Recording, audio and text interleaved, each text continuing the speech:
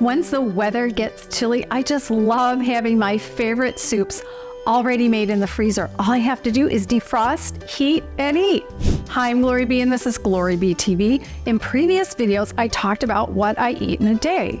A few viewers asked me for more recipe ideas, cooking videos, food prep, and cooking from scratch.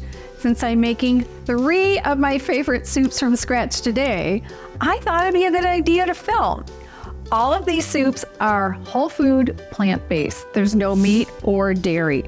I'm going to make them SOS-free, which means no added salt, oil, or sugar. They're going to taste delicious. Before I get to the cooking part, I have to have containers to store the soup. I bought Rubbermaid containers that are great for freezing. Now, some of these that I have came in kits with smaller containers that aren't good for freezing food because they're too small. But I found the good ones for freezing online, sold individually or in a set just with those. Now, this one is a square one. It holds 7 cups of soup, and these rectangular containers hold 8.5 cups of soup. I also found online a set of 4 9-cup containers. Now, I also bought this huge one, which holds 14 cups. Now, this would be perfect if you're making soup for 4 or more people. Now, for me, the 14 cup was overkill. Now, I also have these Glad brand containers. They're lighter weight, but were marked as being for freezing. They're called freezerware, and they hold 8 cups of soup. Everything I'm showing you, including the ingredients list for each soup recipe, is in the description box below the video. On a phone or tablet, tap the word "more" twice to open the description box, and then scroll through to find the product links and recipes. I'll also list all of that in the first comment as well. Now, the next thing is, how big is my freezer? Well, not very big. None of these containers will fit in my freezer, so I bought a separate freezer 1 year ago, and it's in the garage. It's one of the best things I ever bought. I'll show it to you later in the video when I'm putting the soup away. Having a separate freezer is the only way I can do this.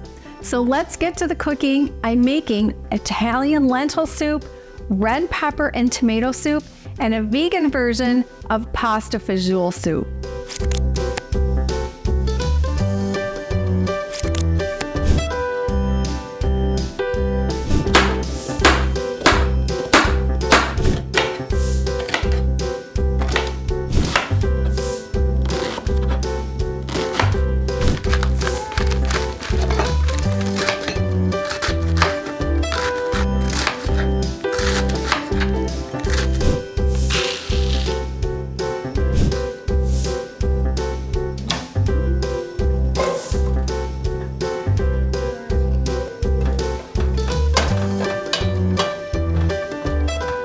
So I started out with water instead of oil, and I don't know, I just eyeballed it to cover the bottom. I put in the onions first, then the carrots. Now I'm going to put in the celery and let that just saute for 5 minutes. After 5 minutes, I'm adding the cabbage and the tomatoes. Now, I'm not adding salt, so I adjusted how much oregano and how much pepper I'm adding. I'm also going to add honey as a sweetener. And then I have a bunch of water to add, but I've only measured out 4 cups. I need more. So I've rinsed the lentils off. Once it comes to a boil, I'm going to reduce the heat. I'm going to cover it and simmer it for 30 minutes. And that's perfect for the lentils. Now the Italian lentil soup is done. It looks delicious. And then I just ladle it into the containers. And I'll use different sizes. I'll use this long 8.5 cup, did I say it was? And then the square ones. And a lot of times with this soup, the lentils tend to gather at the bottom. So make sure you scoop down to get lentils out of it. This is how much broth I like. So if you like more broth, add more water or actual vegetable broth. but this is perfect for me. And I already tasted it without off camera, but I don't put it in hot yet. So you can see it's still steaming. It was just sitting on the stove with the lid on it. I'm gonna let it cool down, then I'll put the lid on it. I don't know if you can see this, but I also put a piece of tape on it and I label these. Yep, you can see that. So that says Italian lentils, so that when it's in the freezer and it's cold in the winter and I run into the garage to get one of these, I know what kind of soup I'm pulling out.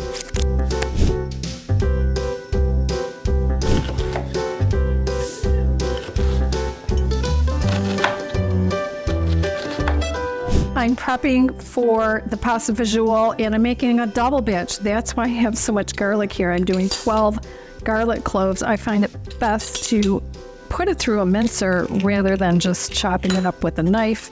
I like it really small. Now, I could have bought a jar of already minced garlic, but I didn't. I eat a lot of garlic. Now, the other thing I want to mention is that one of the ingredients talked about or listed is red pepper flakes. Well, I use crushed red pepper, but when I say a scant, and let me pull this off, a scant 1 teaspoon. I mean, get your teaspoon out, but don't completely fill it. I don't like foods to be super hot. I like a taste of hot. You know, maybe it's 3/4 of a teaspoon, but it's not quite 1 teaspoon, and that will be plenty hot. Now we're on to the pasta fagioli. I'm gonna start with water instead of oil. And on medium heat, I'm going to put the onion and all of that garlic, the oregano, and the red pepper. Now, it's going to heat up pretty quickly. And what I need to do once it heats up is stir it constantly for 3 minutes. Once you can hear it sizzling, that's when you want to start a timer for 3 minutes and stir it constantly. You don't want the garlic to burn. When the 3 minutes are up, it's time to add the tomatoes, the kidney beans, the broth,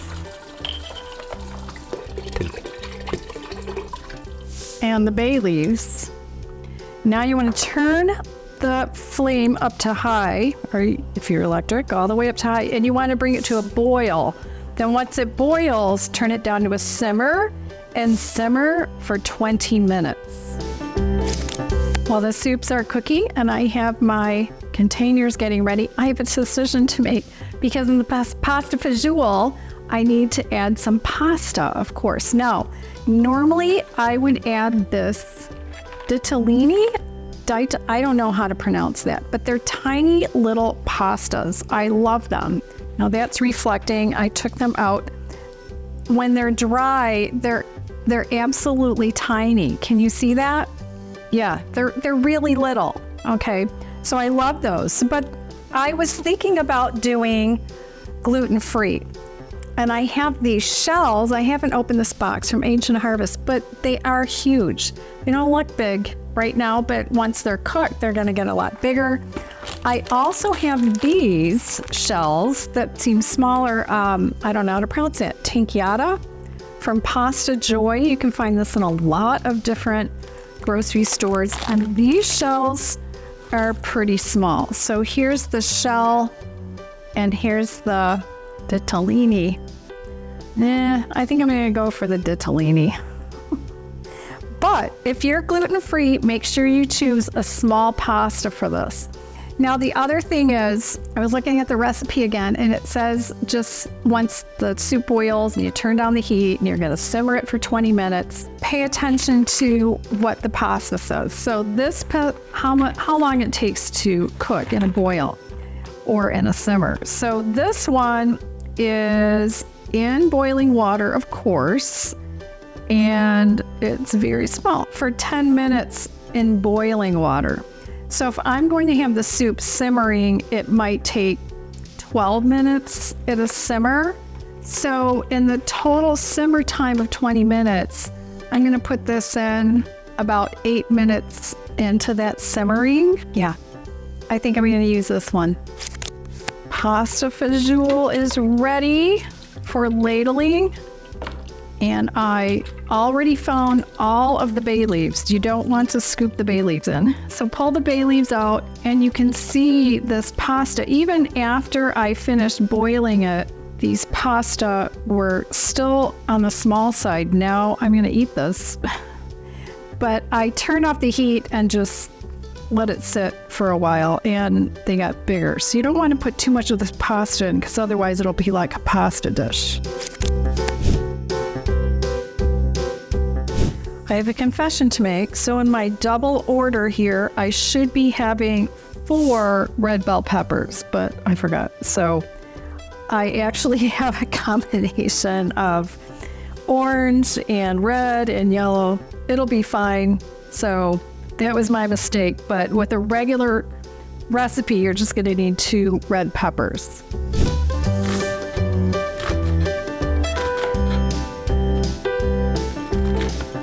This recipe calls for tomato paste. Now I measure 1 tablespoon of tomato paste into plastic wrap and then I freeze them. So I just pulled the amount I need. Normally it's 2, but I'm doing double, remember, so I need 4. Now the other thing is this recipe calls for cans of whole tomatoes. You can use diced if you want, but it is kind of fun to use whole. So with things, they have to be broken up. And the recipe calls for them to be broken up with the back of a spoon. Well, I tried that once, and I'm not doing it anymore. So I use kitchen shears and clean hands, and I just start cutting. And I put on an apron, because these will squirt. And you just want to cut them, like even this is too big. So you want them to be spoon size, because remember, this is soup. So I have to cut up all of these. I didn't want to put them in the food processor because they get too small. Certainly not the blender. So this for me is a manual process. Now here we are for the red pepper and tomato soup, starting with the onions and the red pepper. Well, orange and yellow. And we will be heating that over medium-high heat for 10 minutes. The 10 minutes are over. Now I'm adding the garlic, the tomato paste, and the paprika. And then I'm going to stir constantly for 1 minute. Now that the 1 minute is over, I'm going to add the tomatoes, the broth,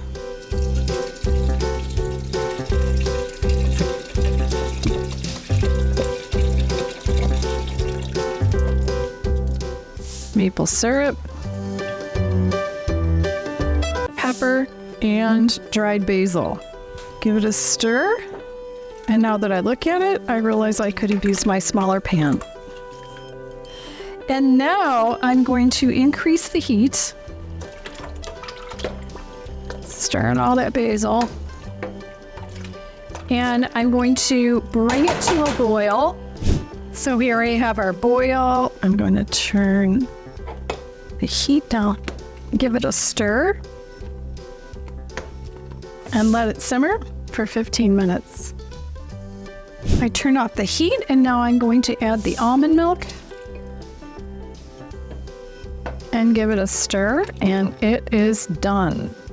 And here is the red pepper and tomato. It's still very hot, and like I said, this was a double recipe, so you see how small a one recipe would be, so you might want to double it. So far, only Italian lentil and the pasta fagioli are cool enough to put in the freezer, but here's my freezer. It's a Continental brand 5.8 cubic feet, and it's a perfect size for all of these containers. Now, I said it's about 5 feet tall. I'm 5'3", so not quite, and I'm wearing flip-flops. So it's not quite 5 feet tall, but it's perfect for me. It's a manual defrost, but I've had this for a year. I haven't had to defrost it yet. You'll notice that it's an upright freezer. So I didn't want a chest freezer that I had to reach into and possibly fall into. The soup containers can be easily seen, and I put the label on so I can come in here in the winter and easily see what soup I want and pull it right out. So I just love this freezer. So that's how I batch cook 3 different kinds of soups in one day. Took a little longer because I'm filming, but normally if I wasn't filming, it would go much faster than it did. But I can't wait for winter nights when I'm thinking about what I want to eat. And I think I've got soup. It's perfect with a salad or some other light vegetable for lunch or dinner. Check out one of my other videos by tapping its image on the right side of your screen, and I'll see you in the next video.